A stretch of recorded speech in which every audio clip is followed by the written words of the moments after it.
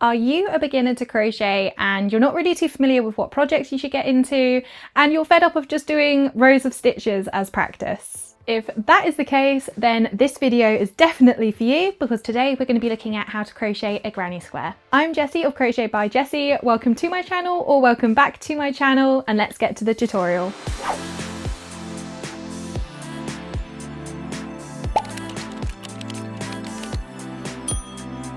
So before we go into the specific tutorial of how to make a granny square, I wanted to show you guys a few granny squares that I have already made.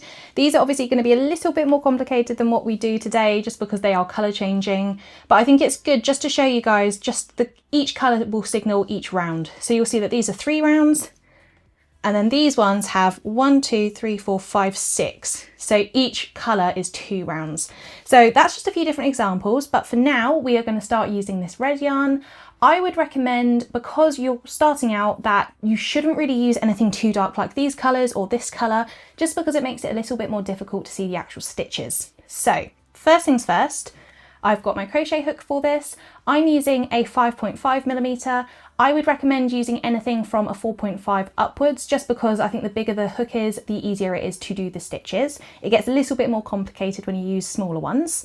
So the first thing we're going to do, and you should know already if you're starting out how to crochet, is we're going to do a slip knot. So this is the knot that you have at the start. This is the one that goes onto the hook. When you put it onto your hook, you should be able to make it both smaller and bigger. And if you're like me and you've already seen how to do a magic circle and you find it really daunting, do not worry, because I do not make magic circles. I don't enjoy doing it. So I have a little solution that I do instead. So what you're going to do is you're going to chain 4 times. So 1, 2, 3, and 4. And that is going to be instead of a magic circle. So what we're going to do to start off is you're just going to do a slip stitch. So you're going to go into that first chain you did. So it's like this.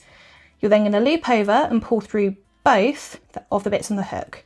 And you'll see that's created a little circle. So it's the equivalent of the magic circle, but it's not going to change sizes and shapes and all of that, and it's not going to come undone as you're doing your work, which is why I love them so much. So we are going to be working into that for the first round. So the first thing we're going to do to get to the height of this first round is just chain 2 times. And then what we're going to do is we're going to be doing groups of 3 for this first round. We're creating this section here. So the first thing we're going to do, we're doing groups of 3, but because we've done a chain 2, that's going to count as the first double crochet. So we're going to loop over, go into the middle, loop over and pull out of the middle. And by this stage, you should have 3 on the hook. You're going to loop over and pull through 2, and then loop over and pull through another 2.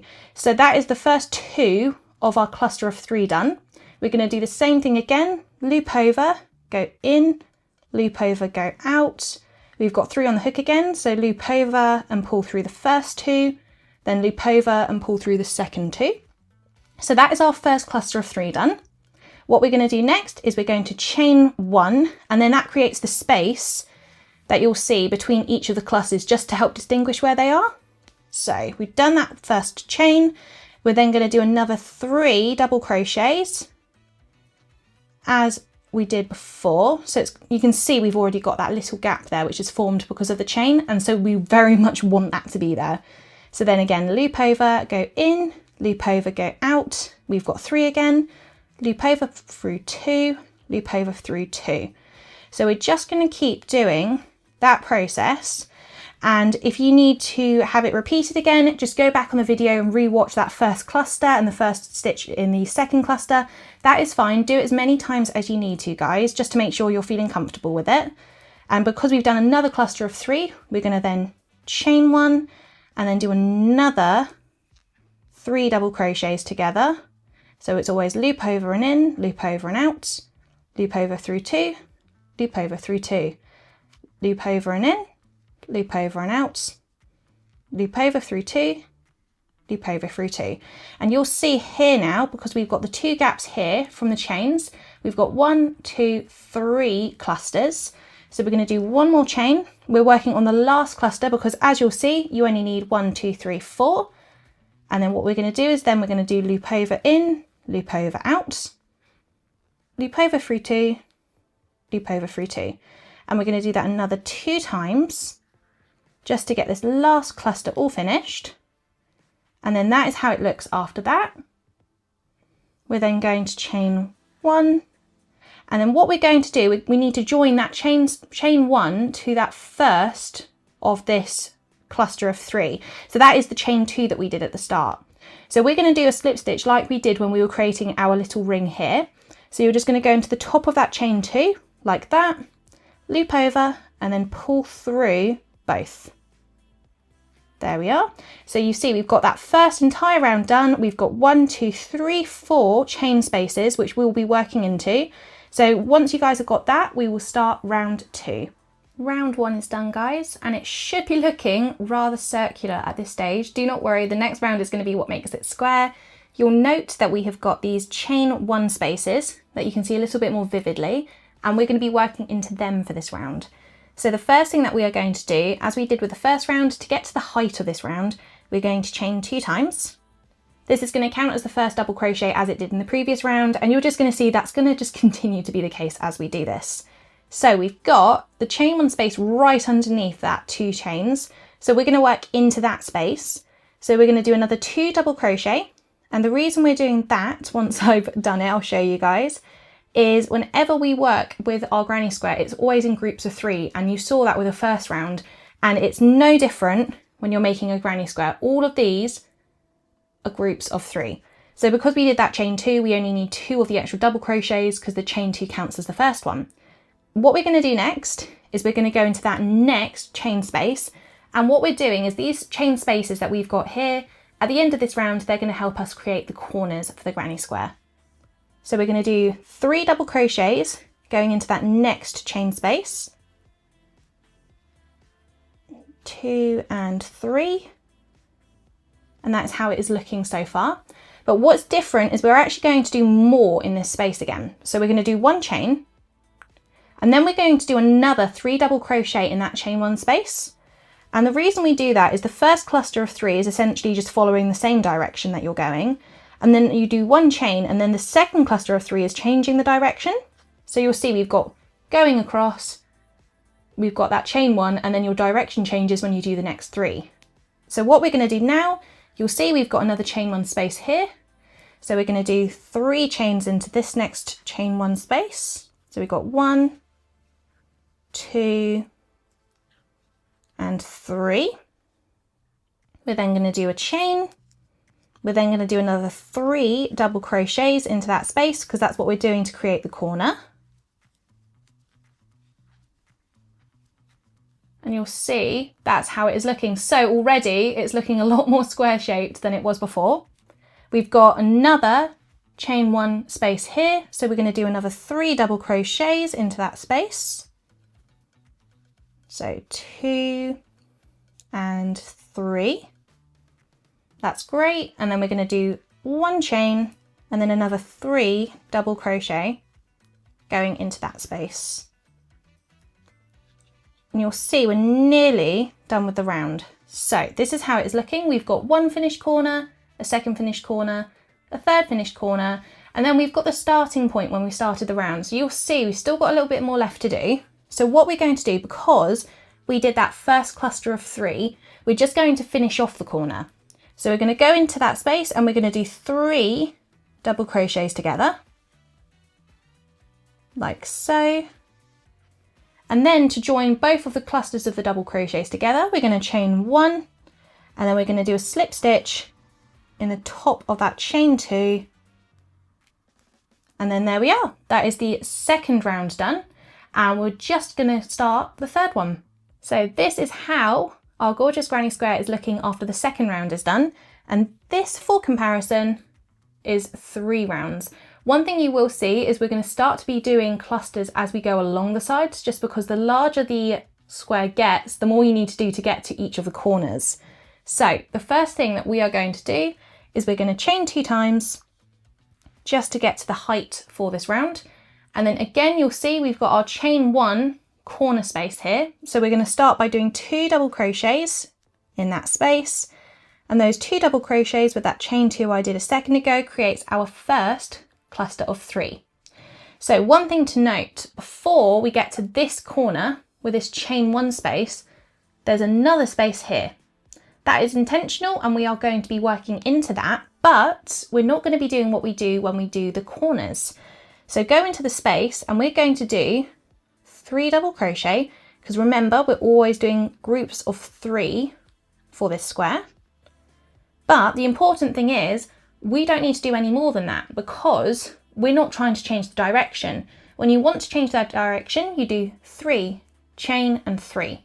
But because we're just going along, all we need to do is 3 double crochet. So you'll see 3 double crochet and then it's gotten us closer to the corner so we can start working into this corner. So we're going to do 3 double crochet, 2 and 3, but we're changing direction. So we're going to be doing 1 chain and then another 3 double crochet in that same space. And then holding it up, you guys will see that's where we started the round. That's our lovely little cluster of 3 going along. And then we've got our 3 chain 3 for the first full corner of this round. So we're going to do the same thing again. We've finished that corner. We want to get to this corner, but again, we've got the space here. So we're going to do another 3 double crochet. And it makes it a bit easier to remember, guys. It will only ever be 3 double crochet and then maybe an extra step in the same space, but it will always revolve around 3 double crochet. And I feel like that just makes it a little bit easier to remember, especially if you're just starting out. So we've got that here. We've got closer to our next corner space. So we're going to do our 3 double crochet to start and 3. But again, it's a corner. We want to change the direction. So we're going to chain 1 and then do another 3 double crochet into that same space, because it's always the second set of 3 double crochet that changes their direction and creates the corner. So you'll see now we've got 2 full corners done. We've got the first corner we started with that we'll get to when we finish, and we're just going to continue. So again, we want to work into this corner next, but we've got this space here. So we're going to do 3 more double crochets, and it's going to be just 3 double crochets only in this space, just because again, we're just going across, we're not changing the direction. And then we can finally reach that corner. So 3 double crochets to start and 3, but it's a corner, so we want to change the direction. So chain 1 and then 3 more double crochets in that same space and 3. And you'll see we're getting very close to the end of this third round. So what we're going to do, we've done our corner. We want to get to this final corner to finish off what we had started here, but we've got that space again here. So that calls for another cluster of 3 double crochet, 2 and 3. We're not changing the direction, so we don't need to do any more than that. We're just going across. And then we're going to get to that corner that we can now reach and finish what we had started in here. So 3 double crochet. Remember, we already started with our first cluster in there, so we've got 1 cluster, 2 clusters, and we're going to chain 1. We're then going to slip stitch at the top that we created there. So then loop over and pull through. And that is how your square looks after you have done 3 rounds. This is how your granny square should be looking when the third round is done. And I'm just going to go through a few tips and things that you guys need to keep in mind when you want to make your granny squares, because you can keep making them as big as you want, but there's just a few rules that you need to follow. So first of all, do bear in mind that it's a granny square, so there will always be 4 corners. The 4 corners are always going to be illustrated by the chain 1 space that you create as you're working along. If you don't have your 4 corners, then you have made a mistake somewhere, so do be careful and keep it in mind, just because it can very easily be done when you're just starting out a crochet and you may just end up going across by 3, forget to do your corner, and yeah, that can happen. So make sure that every time you finish your round, you're just looking and really double checking to make sure it is still looking square like this. The second thing to consider is every single time you make a corner, it will always be 3 double crochet, chain 3 double crochet, because the first 3 double crochet are just going across, the chain is helping change the direction, and then the second lot of 3 double crochet is changing the direction. So they are essential for the corners. If you did anything less than that, you would not have a distinct corner to make it square shaped. The third thing to consider is you're always going to have your clusters of 3 as you're going across, and every time you do an extra round, it's going to increase. So you'll see with round 3, we only had 1 cluster of 3 that we did, but because we did that 1 cluster of 3, we now have 2 holes here, which means for round 4, you'll have a corner, and then you'll have a cluster of 3 here, and then a cluster of 3 here, and then you'll get to your next corner. And then when you start round 5, there will be 3 of these spaces. So it will be 3 clusters of 3 going across. That's always going to happen. That is what needs to increase to make the square bigger. There will always be 4 corners. That's not going to increase or decrease, but the amount of clusters just going across to get to each corner, that is the aspect that does increase with granny squares. The other thing to consider is, remember, I always do a cluster of 3 in the first corner that I end up going all the way back to and finishing. The reason for that is you want to start and finish in the same area, which is going to be this section here. So if you had done an entire corner and then started to move on, you'd end up finishing in a different place. It would get very confusing, and then over time it would end up making your square quite messy. But if you do your cluster of 3, go all the way around, and then go back into this and do your second cluster of 3, your chain and your slip stitch, then you're going to end up with a really, really nice square. You know every single time where you're going to start and where you're going to finish the round, and it just makes life a lot easier for you. Granny squares are a really amazing project that is so beginner friendly, and there are so many things that you guys can make with them. With these squares alone, depending on how you attach them, you can make a blanket, you can make a jumper, you can make a scarf, you can make so many things. And you could even just make a blanket by doing 1 granny square and just keep going round and round and making it absolutely giant. So you've got 1 singular granny square, but it makes up an entire blanket because it's absolutely massive. So I think it's a really good project to get into, especially if you're wanting to make your first ever project in general with crochet, but you don't really know where to start, and it can be very daunting, especially as a beginner. So granny squares will be your absolute best friend. I recommend getting as much practice with them as you can, and you can make some really beautiful colourful variations. And in my next video, I'll be showing you guys how I change my colour in each round, so you can have a slightly fancier looking granny square. By this stage, you should, fingers crossed, have a square looking somewhat like this. I hope you guys found the tutorial easy to follow and that you didn't have any difficulty with it at all. But if you do have any extra questions, do not hesitate to put them in the comments below. I will answer them as soon as I possibly can. But yeah, look forward to the next video, which is going to be showing you guys how to use more than 1 colour to end up with a result looking more like this. And yeah, for everyone that's starting out with crochet, you have so much fun in store. I cannot wait to just keep providing some more beginner friendly tutorials for you. And then who knows, one day you might be looking through some of my more extreme and difficult tutorials in the future. But as always, thank you guys for watching, and I will see you in my next video.